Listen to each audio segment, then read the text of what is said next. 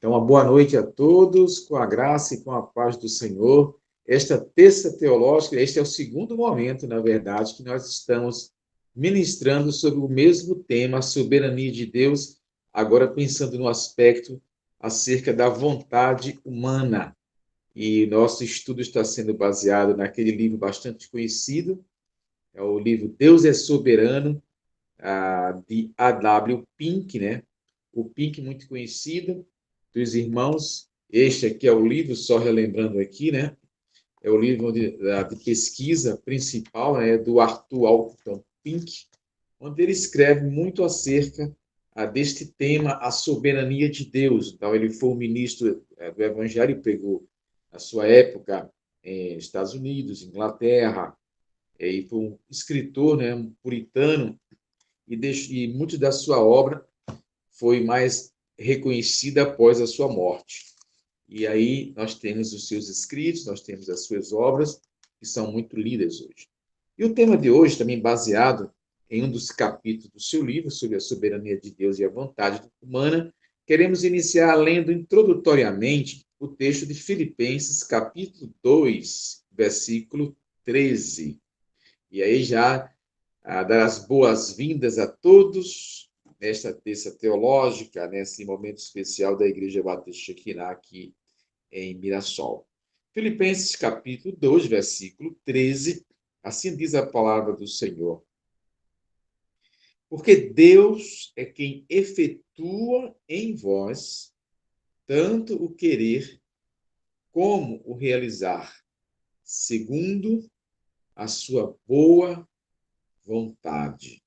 Então, Deus é sempre soberano, Ele é quem efetua, e é tudo segundo a sua vontade, que é soberana. Vamos orar ao nosso Deus soberano, louvando a Deus porque Ele cuida de nós, Ele está controlando as nossas vidas, nada foge ao seu controle, Ele tem um cetro do universo em suas mãos onipotentes. Vamos orar a esse grandioso, soberano Deus. Senhor eterno, nós te damos graças porque nós podemos confiar nossas vidas em tuas mãos poderosas. Nós podemos, ó Deus, também descansar o nosso coração na tua palavra, nas tuas promessas, e podemos, ó Deus, sempre esperar em ti. Damos-te graça, ó Deus, por cada irmão que pôde chegar nesta noite. Que tenhamos um tempo proveitoso com a tua palavra. Que, unidos em torno da revelação do Senhor, possamos compreender este tema.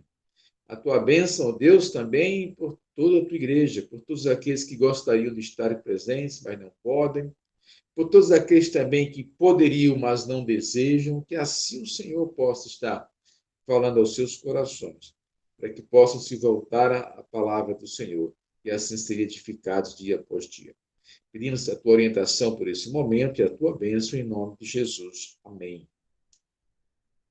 Na última terça-feira, começamos introduzindo esse tema pensando sobre a natureza e o poder da vontade humana caída, né?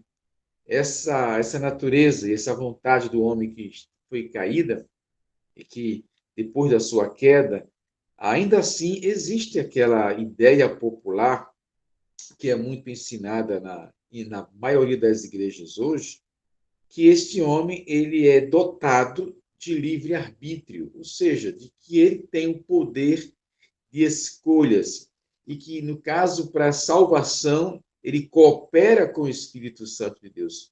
Então, quando alguém nega essa possibilidade a quem assim defende o livre-arbítrio, há sempre uma situação de inquietação no seu coração, de desagrado também.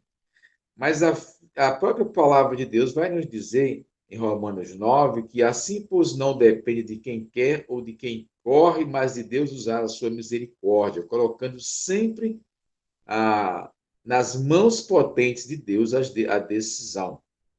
Porque, ao mesmo tempo, quando Jesus vai afirmar que não quereis vir a mim para terdes vida, em João capítulo 5, Essa é a ideia. O homem jamais vai querer ir até Jesus para ter vida. Então, por isso que em João capítulo 1 vai dizer que ele veio para o que era seus e os seus não receberam, mas a todos quantos o receberam, deu-lhes o poder de serem feitos filhos de Deus, a saber, aos que creem no seu nome, mas vai dizer que os quais, no caso, os quais que creem no nome do Senhor, eles não nasceram do sangue, nem da vontade da carne, nem da vontade do homem, mas de Deus. Isso significa dizer que Deus é a vontade da salvação, vem sempre do Senhor. E se quisermos dizer que o homem ele é livre para alguma coisa, ele é sempre livre para o pecado e para o mal. E sempre ele é livre para rejeitar. Ele não tem o poder por si só de receber Jesus Cristo como Salvador. É uma obra da graça de Deus na vida dele. E para que esse homem possa tomar uma decisão ao lado do Senhor, se faz necessário uma mudança completamente da sua natureza, ou seja, é preciso que Deus conceda a este homem uma nova natureza, um nascer de novo, porque se este homem for esperar para tomar uma decisão por sua própria vontade, ele não vai tomar nenhuma decisão e ele vai morrer na sua descrença. Porque o próprio apóstolo Paulo, quando vai afirmar em Efésios 2, verso 8, ele vai dizer que pela graça que nós somos salvos e é por meio da fé, e nem isto vem de nós mesmos, porque é um dom de Deus. Então, na verdade, ninguém tem vontade de ir a Jesus Cristo. Enquanto ele não estender a sua mão onipotente, enquanto o Senhor não operar um milagre da graça no coração do homem, este homem não vai chegar a Deus. Por quê? Por causa da sua própria natureza. A natureza da vontade humana, ela é uma natureza caída. Então, a vontade não pode ser jamais soberana. A vontade do homem, ela não é soberana. Ela é sempre escrava do seu próprio coração. E por isso que no livro de Provérbios você vai encontrar que sobre tudo que se deve guardar, guarda o teu coração, porque dele procede as fontes da vida. Então, na verdade, temos que guardar o nosso coração, porque vem dali do coração, né? E então, o centro da vontade do homem, aliás, a vontade do homem tem um centro, tem um domínio. Esse domínio é o seu próprio coração. E aí você encontra no Evangelho de Marcos, no capítulo 7, versículos 21 a 23, o texto que vai dizer que porque de dentro do coração dos homens é que procede os maus desígnios, a prostituição, os furtos, os homicídios, os adultérios, a avareza, as malícias, o dolo, a lascívia, a inveja, a blasfêmia, a soberba, a loucura também. E diz o seguinte o texto: ora, todos estes males vêm de dentro e contaminam o homem. Então, o coração do homem é totalmente corrupto. E aqui nós podemos perceber que essa palavra coração é muito usada na Bíblia, mostrando exatamente o desejo, quem o homem é, quem ele de fato, como ele pensa, e está ligado ao seu. A Bíblia está usando assim como coração. Então, não é, na verdade, a vontade do homem que torna esse homem com os seus ouvidos surdos quanto à palavra de Deus, mas é o seu próprio coração corrupto e pecaminoso. Então, vimos também, na última terça-feira, que o homem ele é escravo da sua própria vontade, porque está ligado ao seu coração.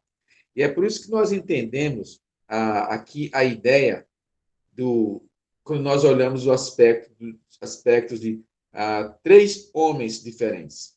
Adão, antes da queda, no caso, Adão, antes da sua queda, ele tinha realmente liberdade de escolher entre o bem e o mal. Ele não havia pecado. Mas já o homem, depois da queda, o pecador, é bem diferente disso, né? Porque o pecador nasce com uma vontade sem condições de equilíbrio moral, porque existe no coração dele, aqui já existe nele um coração enganoso, e mais do que todas as coisas, e vai dizer o texto, desesperadamente corrupto. Então, esse homem, depois da queda, ele foi totalmente adoecido, né?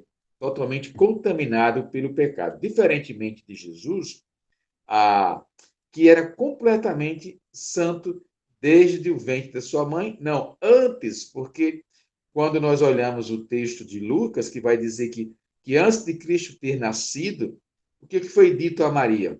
Descerá sobre ti o Espírito Santo e o poder do Altíssimo te envolverá com a sua sombra.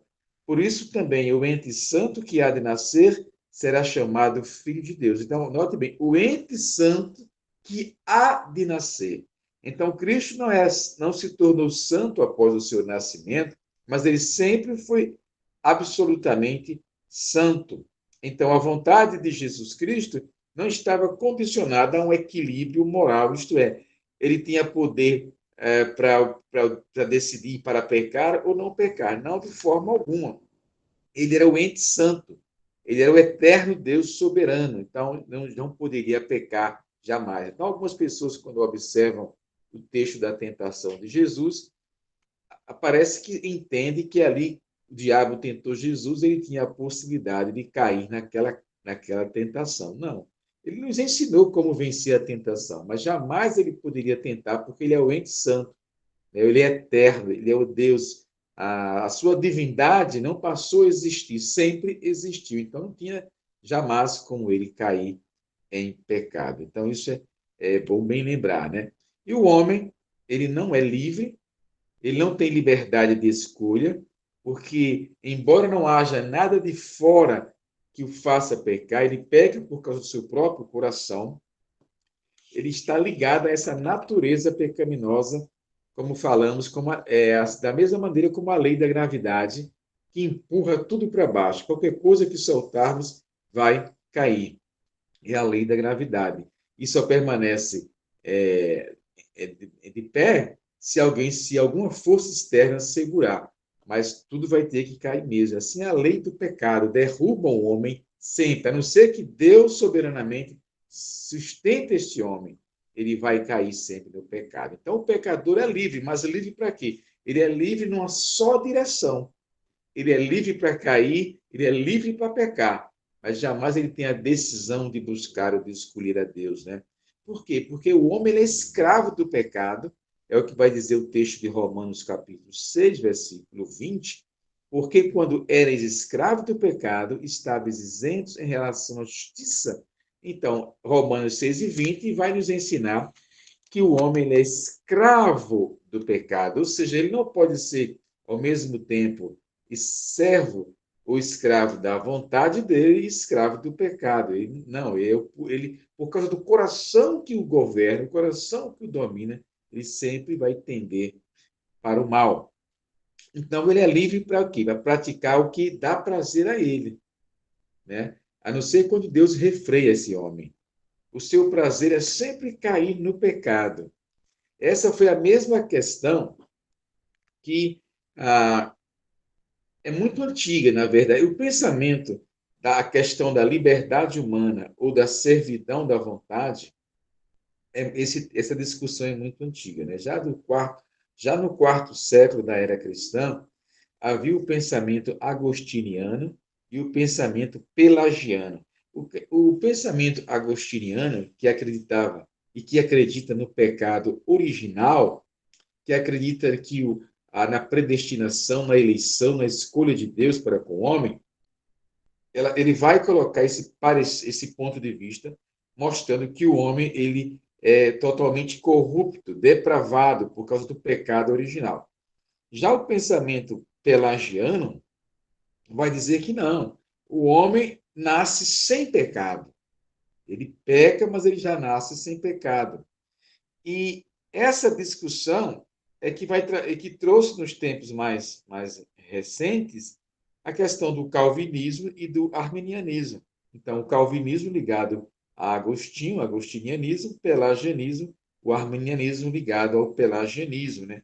e crer no livre-arbítrio, que o homem tem escolha para fazer em relação a Deus, ou seja, que esse homem pode escolher naturalmente a Deus. Então, essa discussão é muito grande e é muito antiga. Então, vimos na última terça a natureza da vontade humana e a escravidão da vontade humana. Mas hoje a gente quer já entrar no tema acerca da incapacidade da vontade humana. Que este homem ele não tem capacidade para decidir sozinho, por si só, porque há algo nele que o domina, é a depravação total. Então, não está ao seu alcance a possibilidade de aceitar ou rejeitar o Senhor Jesus Cristo. Ele não tem essa capacidade de decisão natural, em especial de receber, de aceitar, porque ele já rejeita por natureza. Ele não quer a Deus, ele não busca a Deus, né? Então, ele é uma criatura caída, e uma vez que ele caiu em delitos e pecados, então ele não vai buscar a Deus naturalmente se não for uma obra de graça de Deus na vida dele. É isso que a gente tem que entender. E quando nós pensamos nisso, pensamos na questão das enfermidades que temos hoje, das debilidades físicas, emocionais que vivemos hoje, até mesmo da morte física do homem. Quando nós olhamos para essa situação que foi fruto do pecado, tudo isso é muito pequeno, é como se fosse tudo isso ninharias em comparação com os efeitos morais e espirituais da queda. Então, quando nós olhamos para a queda, muitas vezes o que nós atentamos é, após a queda, o homem foi condenado à morte, tá certo? Morte física e espiritual, está absolutamente correto. Pensamos também que após a queda, o homem também veio a dor, as debilidades, o sofrimento, a inquietação, a fragilidade. O homem se torna frágil, né, em tudo isso. A questão também da fraqueza, tudo isso é verdade após a queda do homem. Mas a gente precisa pensar em termos ainda muito mais sérios. O pecado trouxe algo muito mais sério do que isso, do que as doenças, do que os problemas do mundo, do que tudo que nós possamos imaginar. O pecado, o efeito moral do pecado e espiritual os efeitos foram muito maiores do que tudo isso que a gente geralmente está citando aqui. Então, quais foram os efeitos morais e espirituais?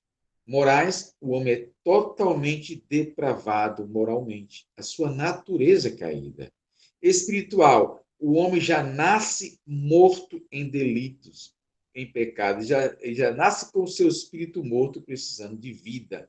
Então, comparando isso com as enfermidades, debilidades, ou mesmo a morte física, esse é incomparavelmente maior. E quando nós consultamos a palavra de Deus, é que nós vamos entender essa questão da depravação total do homem. Ou seja, o que é que nós entendemos por depravação total do homem?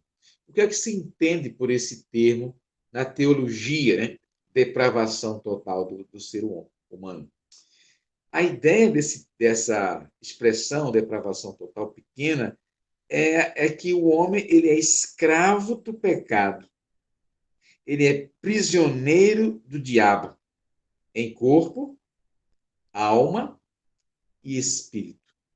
Que esse homem ele anda segundo o curso deste mundo, segundo o príncipe da potestade do ar, do espírito que agora atua nos filhos da desobediência, conforme está registrado em Efésios 2:2.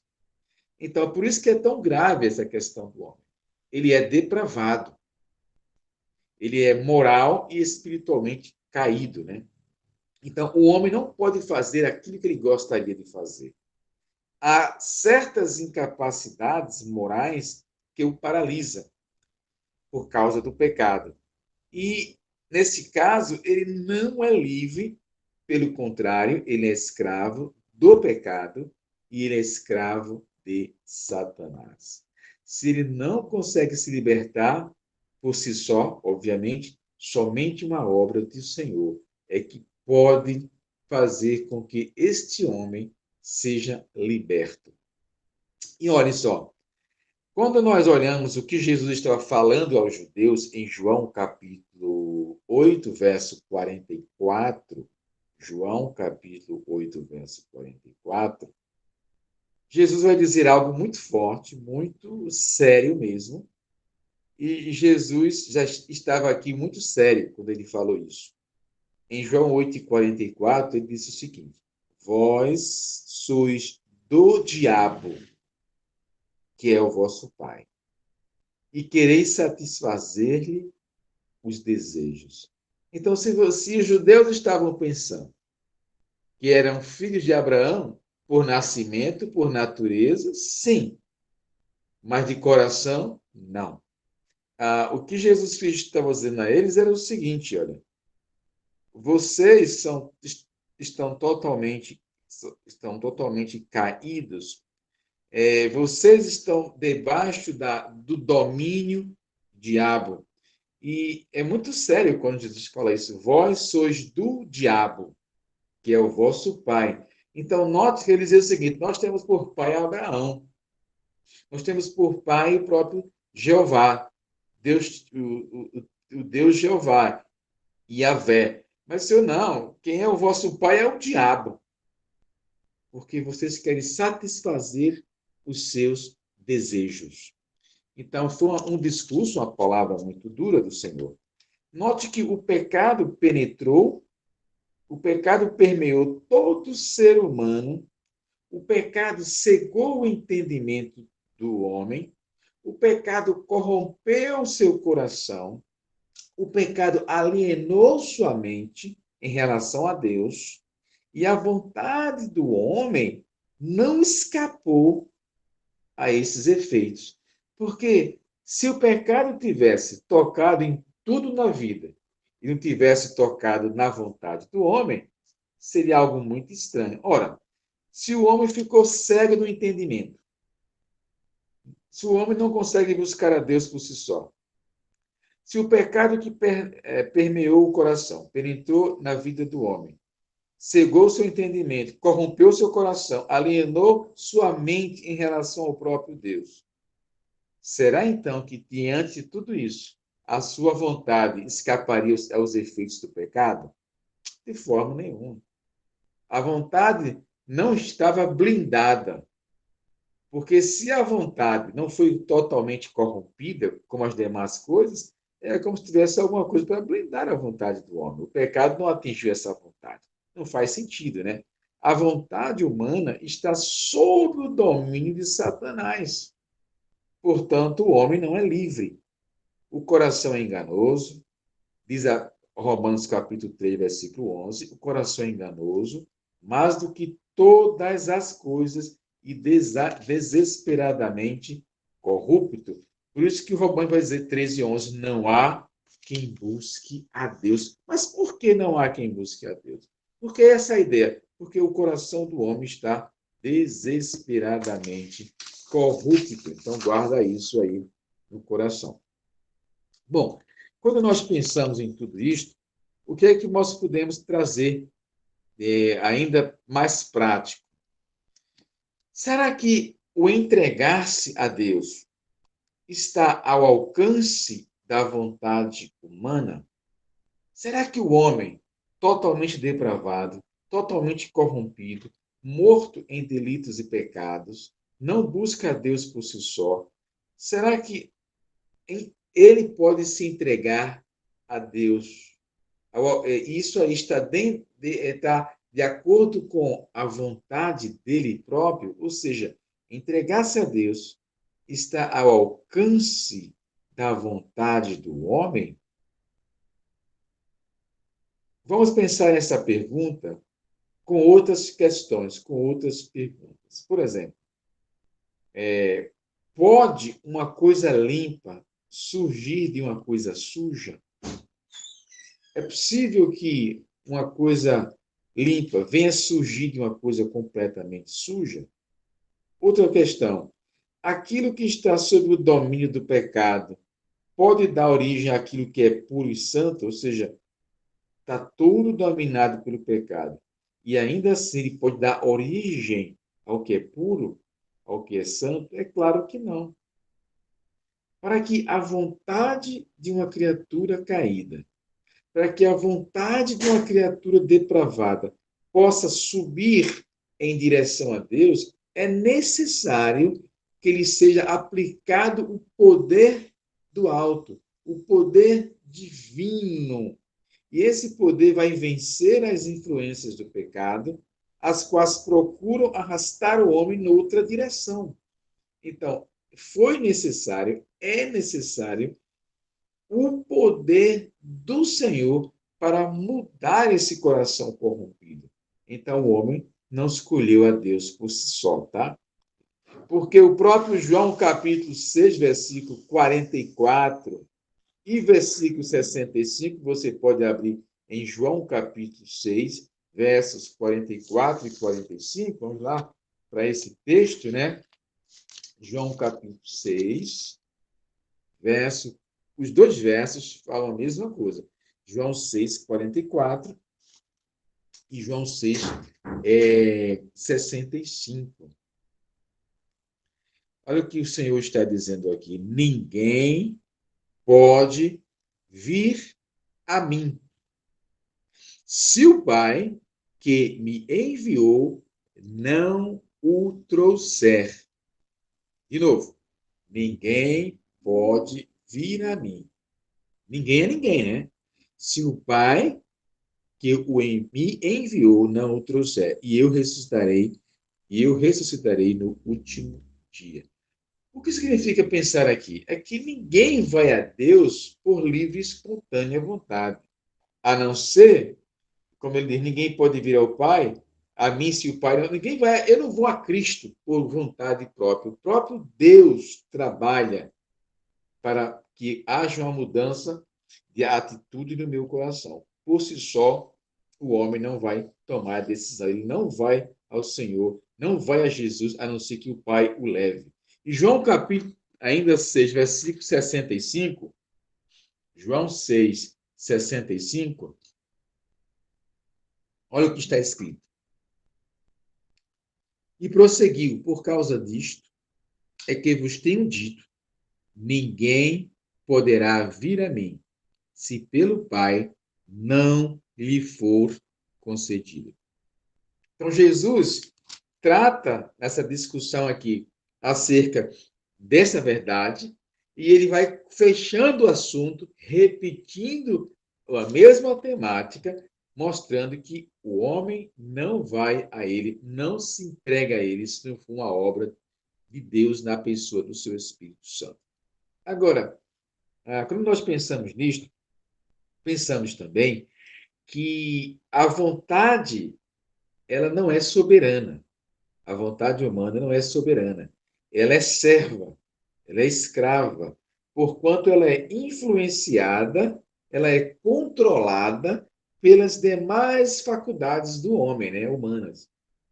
Então, a vontade do homem não é livre, porque o homem ele é escravo do pecado. Então, como é difícil vencer o pecado? Porque o pecado está tentando sempre nos afastar do Senhor. É por isso que em João capítulo 8, versículo 36, vai dizer o seguinte: se, pois, o Filho vos libertar, verdadeiramente sereis livres. Note só, notem bem. Se, pois, o Filho vos libertar, então quem nos liberta não somos nós mesmos. Não é a nossa vontade. Se, pois, o Filho vos libertar, verdadeiramente sereis livres. Então, só há uma liberdade. Livre, eu vou estar livre numa situação em que eu fui liberto do próprio pecado. Porque o homem, por si só, ele é escravo do pecado. Então, se pois o Filho vos libertar, aí sim, a obra do Senhor, aí eu serei livre. E afirmar que o homem que esse homem tem a capacidade de escolher o que é espiritualmente bom e afirmar que esse homem pode negar e, ao mesmo tempo, negar esse estado de total depravação, ou seja, negar que a sua vontade, tal como o resto da sua personalidade humana é depravada, é muito complicado. Porque ele não podia ser, o homem não podia ser depravado em alguns aspectos da vida. O homem não podia sofrer as consequências do pecado em algumas áreas da vida, em outras não. Não foi só o físico, não foi só o emocional. O espiritual foi completamente tocado e morto. Então, quando a gente diz que o homem, alguém pode dizer que o homem tem livre escolha, que tem um livre arbítrio para decidir se quer ou não quer Jesus, se faz ou não faz alguma coisa totalmente, ele está dizendo que esse homem tem domínio sobre ele mesmo. Quando, na verdade, ele diz que ele não tem, ele perdeu esse controle, esse autocontrole, ele perdeu essa capacidade de escolha, porque agora ele é escravo do pecado. Então, ele tem que se libertar disso. E só uma obra do Espírito Santo de Deus. Né? Pensando nisso, ah, uma vez que nós entendemos que a vontade do homem é governada por sua mente, pelo seu coração que é caído, a mente contaminada, e tudo foi de forma tremendamente debilitada e corrompida pelo próprio pecado, o que é que nós entendemos aqui? A única maneira do homem se voltar a Deus ou mover-se em direção a Ele é que a única maneira é se o próprio Deus venha efetuar nele tanto querer como realizar, segundo a sua boa vontade. Filipenses capítulo 2, versículo 13. Se Deus não operar, esse homem vai continuar morto em delitos e pecados, escravo do pecado, longe de Deus, rebelde de Deus. Então, toda a ação salvífica parte em Deus, na eternidade, na glória. E o pecador, em sua natureza pecaminosa, jamais, em tempo algum, ele poderia ter uma vontade nos moldes que Deus pudesse desejar. Porque, então, para que isso pudesse ocorrer, uma vontade, nos moldes do Senhor, esse homem precisaria nascer de novo. Somente por meio do novo nascimento. Em João capítulo 3, a gente vai ver sobre essa questão de necessário vos é nascer de novo. Ele tem que nascer de novo para que ele possa ter a escolha certa, mas ele ainda assim escolhe errada muitas vezes. Mas ele tem a condição do Senhor para tomar decisões corretas. Ou seja, a vontade ela é regulada pela natureza pecaminosa. Então, o que é que governa, o que é que controla a vontade humana? Infelizmente, é a sua própria natureza. É aquela antiga ilustração, né, que todo mundo já conhece bem, mas é bom ouvi-la novamente. Conta-se na ilustração, né, que aquela ilustração do sapo e do escorpião, que o escorpião pediu ao sapo que pudesse atravessá-lo daquela lagoa, né? E o sapo disse, olha, o escorpião disse, você pode me atravessar para o outro lado da lagoa? O sapo disse, que é isso, escorpião? Jamais eu vou chegar próximo a você e permitir que você suba aqui e eu atravesse você desse lago, porque você vai pegar esse seu ferrão aí, vai aplicar e vai me matar. Aí o escorpião, convencendo o sapo, disse o seguinte, olha, seu sapo, jamais eu vou fazer isso. Como é que eu vou fazer isso se eu estou dentro do lago aqui e eu preciso chegar do outro lado? Se eu lhe matar, ambos morreremos, porque eu não vou chegar do outro lado. Eu não sei nadar. Aí o sapo pensou bem e disse, eu acho que você tem razão. Eu acho que você não vai cometer essa loucura de aplicar esse ferrão aqui, venenoso para me matar. Eu acho que você não vai cometer essa loucura. É claro que não. Eu não vou fazer isso. Então, ele convenceu o sapo de que não ia fazer nada com o sapo. E aí o sapo decidiu dar uma carona para ele. E aí o escorpião subiu aí nas costas do sapo e foi atravessando aí o lago. Quando chegou no meio daquele lago, tudo estava indo muito bem, eles estavam conversando, nada normal, mas aí o escorpião foi e aplicou poderosamente um golpe no sapo. E o sapo disse: Mas, escorpião, o que foi que você fez?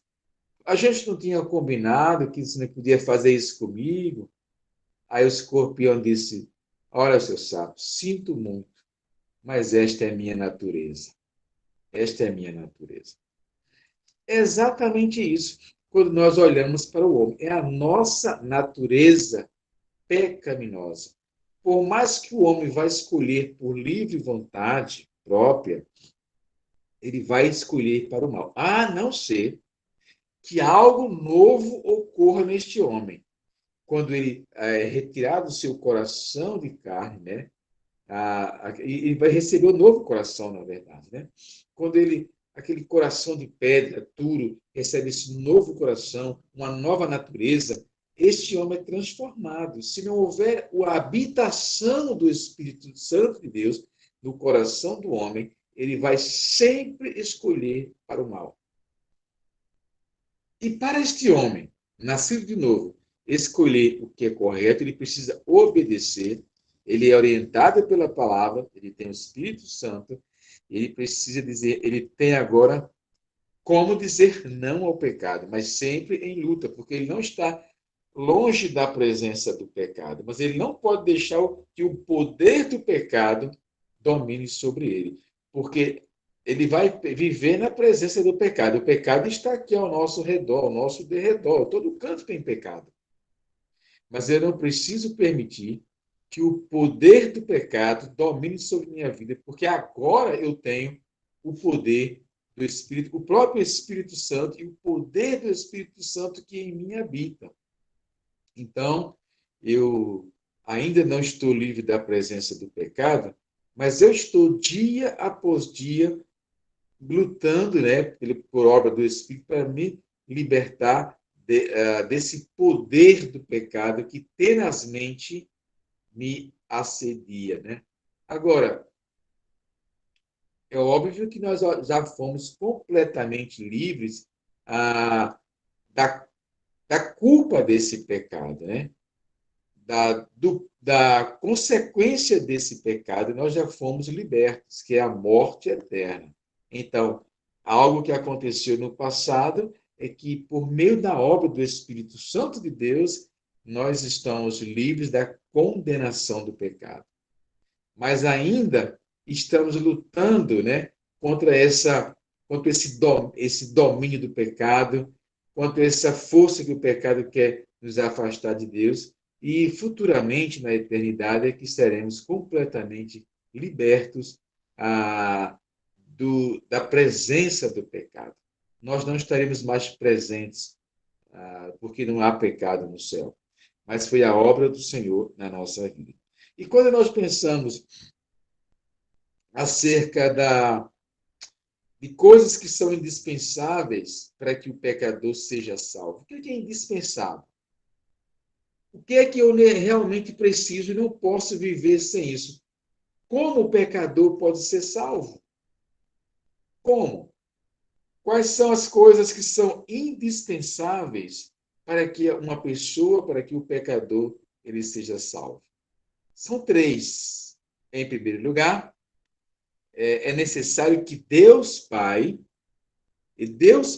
tem que determinar a salvação desse homem pecador. Deus Pai, um dia na eternidade, escolheu, predestinou, chamou esse homem. Ele sabia que esse homem, esse era que ia ser salvo, né? Deus já tinha escolhido. Então, por isso, esse homem decidiu. Então, foi necessário que Deus pudesse operar, determinar a salvação desse homem. A escolha foi única e exclusivamente divina. o homem disse sim a Deus porque Deus chamou para que ele pudesse dizer esse sim. Então, a primeira coisa que é indispensável para que esse pecador ele seja salvo é que Deus Pai tem que ter determinado a sua salvação nos tempos eternos. A segunda coisa que é indispensável para que o pecador seja salvo é que o Deus Filho tem de adquirir a sua salvação. Foi o Senhor Jesus quem pagou o preço. Foi o Senhor Jesus quem pagou com o seu próprio sangue derramado na cruz do Calvário. Então, Deus Pai determina, Deus Filho adquire essa salvação e o Deus Espírito Santo, ele aplica, tem de aplicar essa salvação na vida do homem. Ele tem que selar o homem com o Santo Espírito da promessa. E ele tem que convencer o homem do pecado, da justiça e do juízo, obra do Espírito Santo, e quando ele sela esse Espírito Santo que, ao crer em Jesus como Salvador, então você percebe a obra da Trindade, né? Deus Pai, Deus Filho e Deus Espírito Santo no ato salvífico, ou seja, Deus Pai determina a salvação. Deus Filho adquire a salvação mediante a sua morte, sepultamento e ressurreição, pelo seu sangue. E o Deus Espírito Santo, ele aplica essa salvação, é ele quem faz a obra de convencer o homem do pecado, da justiça e do juízo, é esse Deus Espírito Santo que vai habitar, fazer do coração do homem a habitação divina. Então, isso é maravilhoso. Obra de Deus para a salvação do homem. Que coisa maravilhosa, né? Ou seja, Deus faz mais do que simplesmente propor-nos a salvação. Se Deus apenas nos convidasse para sermos salvos, estaríamos todos perdidos. Se fôssemos depender única e exclusivamente do convite divino, sem que ele fizesse mais nada, que dissesse deixado na sua palavra, vinde a mim todos vós que estáis cansados e sobrecarregados, e eu vos aliviarei, só deixou aquilo. Ele não fez obra nenhuma. Ninguém é ele. Porque o homem o coração é desesperadamente corrupto e não há quem busque a Deus. Então, Deus precisou fazer algo mais, né? Deus precisou atuar poderosamente para salvar o homem, para que o Espírito Santo pudesse convencer esse homem do pecado. E, por meio do Evangelho da Salvação, esse homem pudesse ser alcançado. Então, nesse caso, não é tão somente que Deus propôs a mim e a você a salvação, mas ele convidou, ele operou na obra da salvação. Mas surge uma pergunta, eu posso até ampliar para duas perguntas. Por que pregar o Evangelho se os homens não têm capacidade de responder favoravelmente a ele? Repetindo, por que então você vai pregar o Evangelho de Jesus Cristo se as pessoas não têm capacidade de responder positivamente ao Evangelho que você vai levar a ele? Então, por que eu vou pregar? Eu vou pregar e o senhor não pode decidir positivamente? Segunda pergunta, por que convidar pecador a vir a Cristo se o pecado o escravizou, de tal maneira que não tem em si mesmo a capacidade de vir? Então, por que eu vou pregar se o homem por si só não tem capacidade de vir? Por que eu vou convidar esse homem, uma vez que ele é escravo do pecado? Essa resposta, pensar nessa resposta é interessante. Porque eu já ouvi pessoas falando assim, se Deus é quem chama o homem por sua livre vontade, escolha divina, então não tem que pregar o Evangelho. Eu vou pregar o Evangelho para quê? Se Deus já salvou quem ele queria salvar, se Deus já vai chamar mesmo os que ele já tem escolhido desde os tempos eternos, ninguém sabe quando ele fez essa escolha, mas nos tempos eternos, se Deus escolheu esse homem nos tempos eternos, para que eu vou pregar o Evangelho? Se esse homem não tem capacidade de responder positivamente ao Evangelho que eu vou pregar, e se esse homem, da mesma forma, ele não tem capacidade de ir a Cristo. Sabe qual é a resposta? Não pregamos o Evangelho porque cremos que o homem possui livre-arbítrio. Não, não é por isso que eu vou pregar o evangelho, porque eu creio que esse homem tem livre escolha, tem livre-arbítrio. Não. E se ele tem livre-arbítrio, ele pode chegar até Deus. Ele é capaz de receber Jesus. Eu não prego por isso, porque eu sei que esse homem não tem. Mas nós pregamos o Evangelho porque esse foi o mandamento que recebemos. Marcos 16, 15 vai dizer: ide por todo mundo e pregai o Evangelho a toda criatura. Então, nós pregamos o Evangelho, primeiro, porque foi uma ordenança. Coloca isso no coração. É um mandamento do Senhor. Então, pregar o Evangelho nunca foi uma sugestão. Sempre foi uma ordem, um mandamento que recebemos, né? Então, essa é a razão porque nós pregamos o Evangelho para pessoas que não têm capacidades favoráveis de responder ao Evangelho. Nós pregamos o Evangelho mesmo sabendo que as pessoas não têm capacidade de ir a Cristo. Nós pregamos o Evangelho, primeiramente, porque ele é uma ordem divina, né? E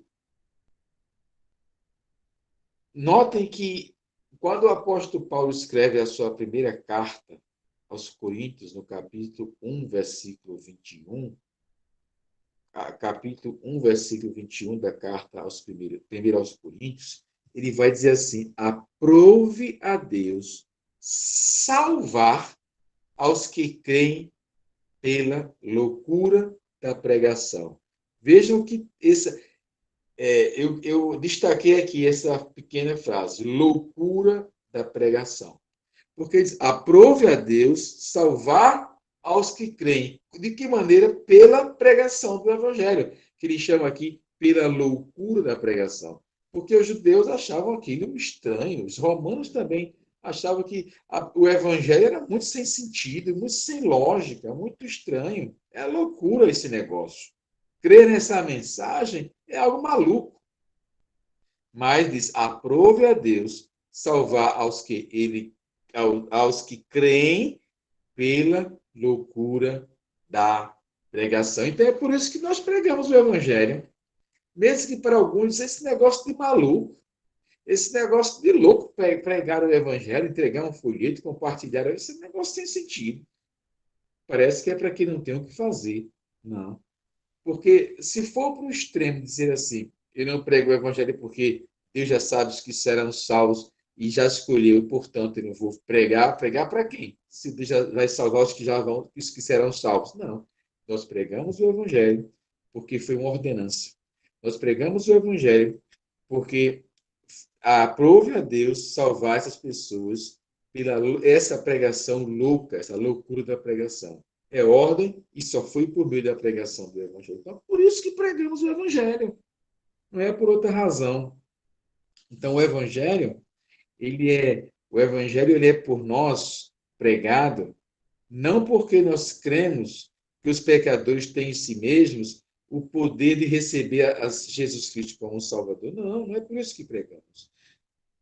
Nós proclamamos o Evangelho porque o próprio Evangelho é o poder de Deus para a salvação de todo aquele que crê. Atos capítulo 13, verso 48. Então, nós pregamos o Evangelho, porque é o poder de Deus para a salvação de todo aquele que crê. Maravilhoso isso aqui, né? E porque também, né? Sabemos que todos quantos têm sido destinados para a vida eterna vão se converter. Atos capítulo 13, verso 48. Vamos lá para Atos 13, 48.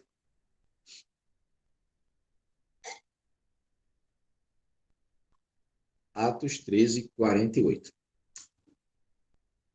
Os gentios, ouvindo isto, regozijavam-se e glorificavam a palavra do Senhor. Aí ele agora diz, e creram todos os que haviam sido destinados para a vida eterna. Ou seja, todos os que haviam sido destinados para a vida eterna foram os que creram.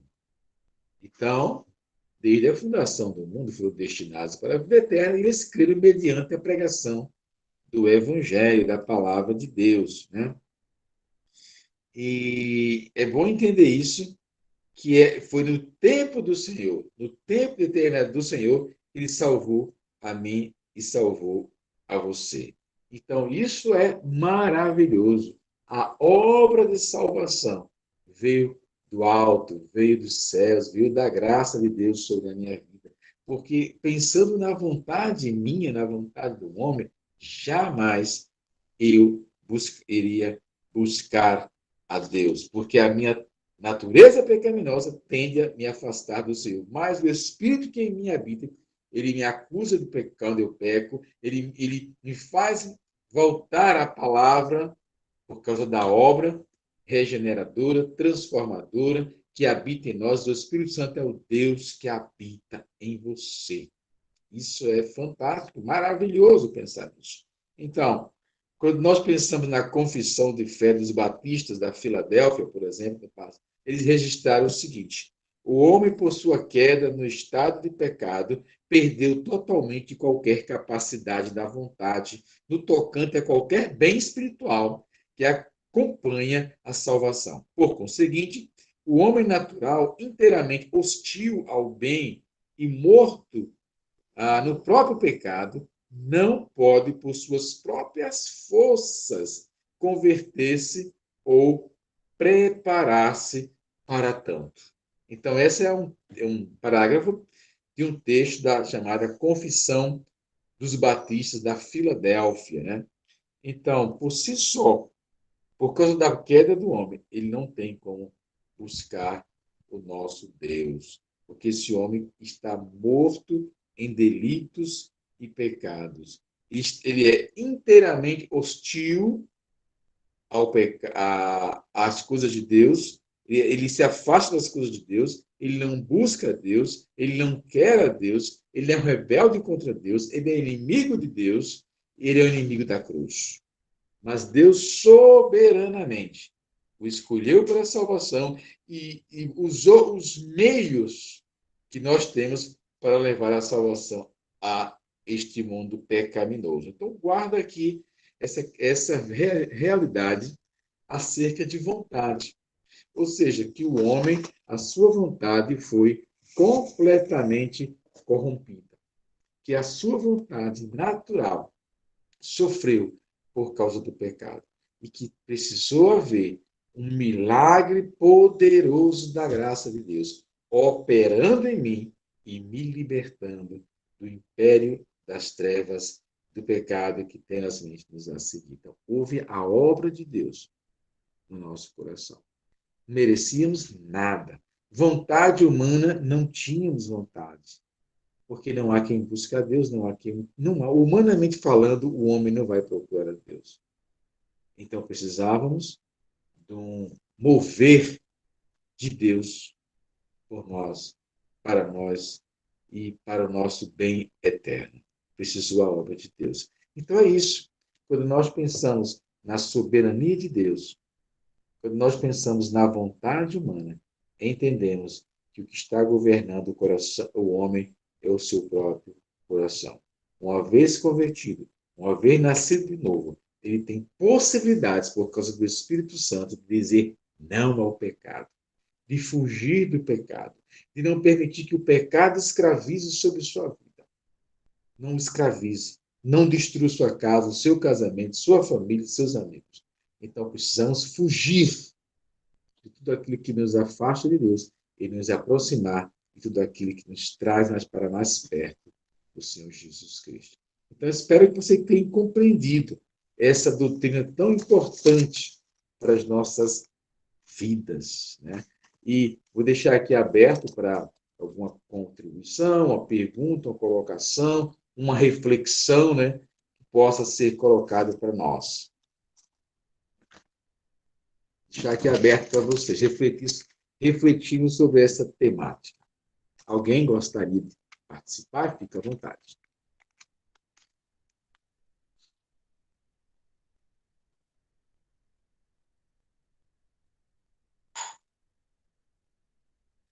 Senão, vamos refletir sobre uma coisa. Uma vez que foi uma obra completamente da graça de Deus, será que o nosso coração está agradecido? Às vezes nós, ou por muitas vezes, nós não lembramos de agradecer ao Senhor por tão grande salvação, porque o Senhor nos alcançou. Eu tinha um colega em Recife que sempre que ele orava, nas suas orações, ele agradecia a Deus por causa da salvação em Cristo Jesus.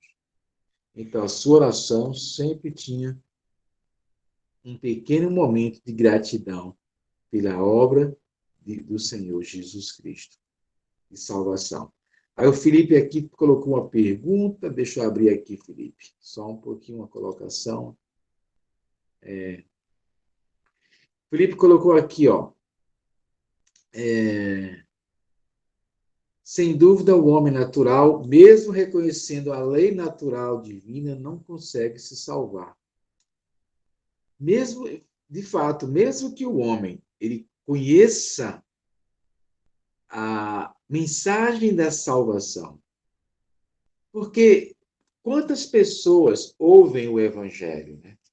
E ainda permanecem relutando, negando, e muitas dessas pessoas morrem amigas do evangelho, inimigas de Deus. Então, às vezes, a gente não entende como é que pode. A mensagem foi tão clara de salvação e estava presente no culto, no momento, naquela conferência, naquele encontro, ou então eu preguei para algumas pessoas e a pessoa não se converteu, mas ela reconhecia tudo. Eu me lembro de um casal que fizemos evangelismo com ele, eu e a Lúcia, e eles respondiam. Aliás, as pessoas que a gente evangeliza com os estudos bíblicos, eles entendem a mensagem do evangelho. Mas eles dizem não, não quero, não quero, não quero. A gente, às vezes, até prorroga mais o tempo de estudo bíblico por mais alguns encontros, mais lentamente, faz perguntas sobre o evangelho e ele diz não. Ou seja, o que faltou para ele? Faltou o entendimento do evangelho? Aparentemente não, porque ele respondeu tudo. Faltou que ele reconhecesse que era pecador? Não, que ele disse, eu reconheço que sou pecador. Mas quando você pergunta, você quer entregar a sua vida a Cristo como Senhor e Salvador da tua alma? Você quer que o Senhor escreva o teu nome no livro da vida e que o Espírito passe a habitar? Ele fez, não, quero não. Ou então, depois eu penso nisto. Você entende, né? Então, certo, Felipe. E a Miriam colocou aqui, meu pai sempre que orava agradecia pela salvação e frisava que ele sabia não merecer. Com ele aprendi muito sobre a graça de Deus. Verdade.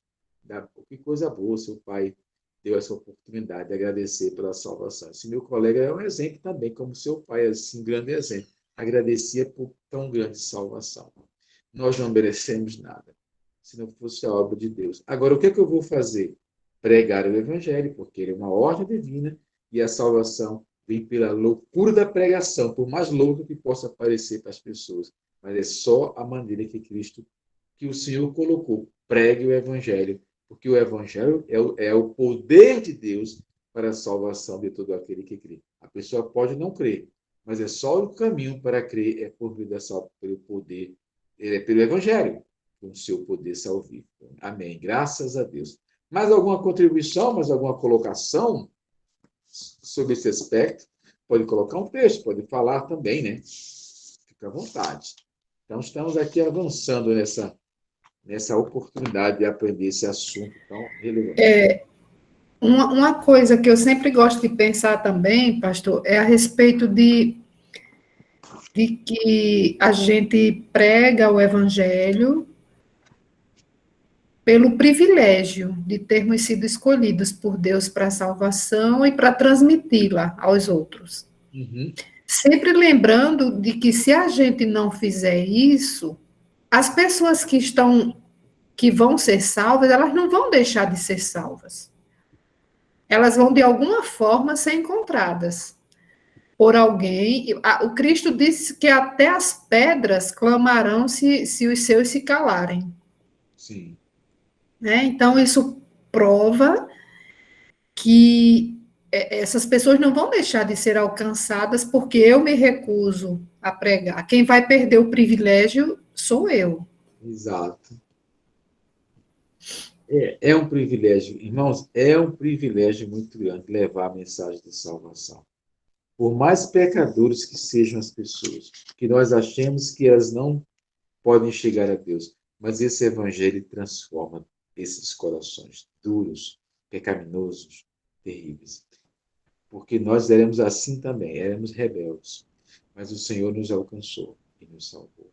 E assim, lembrando também que nós, como crentes, a gente sempre se preocupa muito em cuidar dos outros, em fazer o bem, praticar as boas obras, como somos ordenados a fazer. Só que não existe nenhuma boa obra que se compare à obra de levar a verdade às pessoas que estão perdidas. Se eu não tenho capacidade de fazer isso, o que eu fizer vai se tornar muito pequeno diante de Deus, né? Eu acho. Eu acredito assim. É assim, verdade mesmo. É um grande privilégio mesmo. O maior ato de graça, de bênção que poderíamos dar a alguém era a pregação do Evangelho. Às vezes a gente presenteia, a gente gosta da pessoa e é importante que a gente possa levar um presente, dar um abraço. Tudo isso são coisas que são preciosíssimas demais. Mas o Evangelho é a principal de todas. Eu me lembro que um colega meu, ele havia sido convidado para um aniversário de 15 anos. E naquela ocasião, a casa, né, era uma casa, estava realmente lotada de amigos daquela moça que estava completando 15 anos. Né? Era na residência dela mesma, tá? O aniversário. E aquele colega meu, crente em Jesus Cristo, a ideia dele foi levar uma Bíblia de presente. Então, no lugar de comprar qualquer presente, ele preparou uma mensagem breve e levou uma Bíblia para aquela pessoa. As pessoas acharam meio que estranho, né? Você, numa festa daquela, levar uma Bíblia para a pessoa. E outra, ele aproveitou o momento em rápidos minutos, 5 minutos, ele falou para que as pessoas pararam para ouvir sobre aquele presente. Foi quando ele disse que estava ali para dar o presente. O maior presente que ela poderia receber era a revelação da palavra de Deus. E olha, ela tinha recebido vários presentes. E disse: aqui você pode ser transformada e ter um novo coração. Ela falou brevemente. E as pessoas ouviram, parou a festa, aqueles minutinhos, quando ele entregou aquela Bíblia e deu aquele testemunho bem rápido. Então, que coisa maravilhosa, né? Foi um presentear. Então, presentear com a palavra de Deus realmente é o maior de todos os presentes, porque é o caminho da salvação, é Jesus e está registrado na revelação da palavra de Deus. Então, louvado seja o Senhor. Vamos pregar o Evangelho, vamos nos alegrar, pedir ao Senhor que abra portas à pregação do Evangelho, porque não há outra forma que as pessoas possam ser alcançadas. Em nome de Jesus, vamos fazer isso. Amém, queridos? Então, vamos concluir aqui nosso tempo, né? Nossa terça teológica de hoje. E, se Deus permitir, as duas próximas terças teológicas serão com o pastor Edson, da Primeira Igreja Batista aqui, né?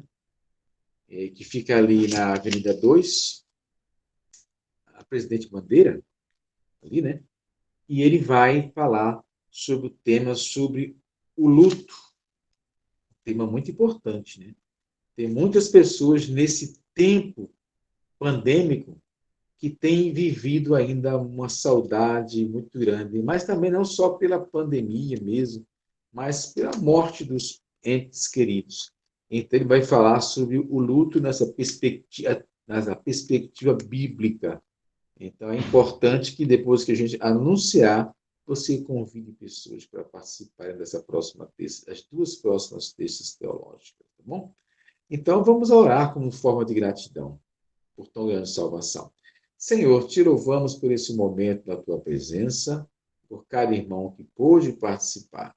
A bênção do Senhor sobre nossas vidas. E pedimos que o Senhor nos faça descansar na promessa da salvação em Cristo e também termos um coração muito alegre por isso. A tua bênção por tua igreja, a tua bênção, a tua igreja que está espalhada no mundo inteiro. Que o Senhor nos abençoe e nos guarde, em nome de Jesus. Amém. Boa noite a todos. Descansem no Senhor. Eita, caiu aqui. Saiu? Amém. Boa noite, irmãos. Boa noite a todos. Amém. Boa noite. Deus abençoe. Boa noite a todos.